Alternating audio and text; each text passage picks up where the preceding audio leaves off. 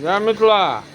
देखिए मिथिला में रोहित भाई के मिथिला मैथिली की सब भऽ रहल छी केहन बाजियौ। माछ भात भऽ रहल छै एखन। है आइ की गप हेतै बाद में, पहले माछ भात। की बउआ चलि रहल छै। हाँ चिकन लेग पीस। चिकन लेग पीस देखियौ। ई छथि राणा बाबू। की बउआ रस भात खाइ छै। रस भात खाइ छै। ई रस भात देखियौ ई दुनू गोटेके हम वीडियो बनबै छी। रोहित नीक छै निमन छै। एक शान के। हाँ एक शान के। एक एक साल एक शान के। एक शान के तीमन नीक छै नहि कथी के तीमन छै यौ। एक शान के की सब छै।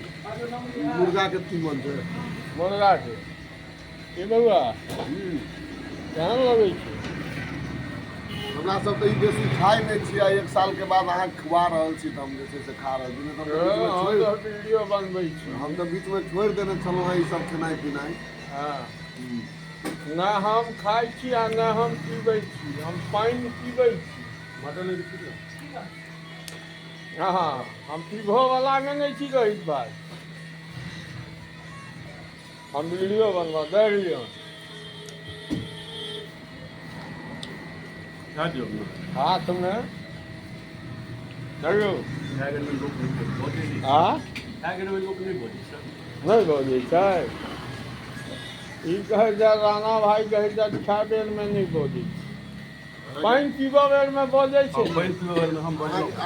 अहाँके दर्शक सब जे केओ गोटा जिनका मन होइन जे हमसब 2-4-5 आदमी के मुर्गा मांस खुआबी तऽ हमरा सबसँ संपर्क कऽ सकै छथि।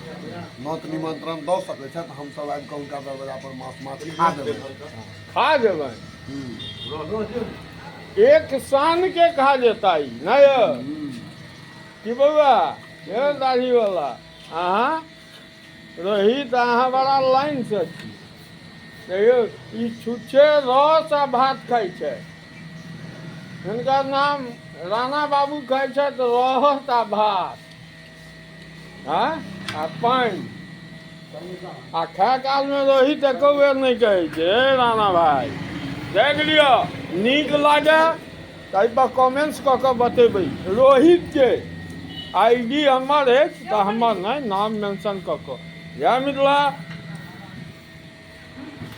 विजय मिथिला।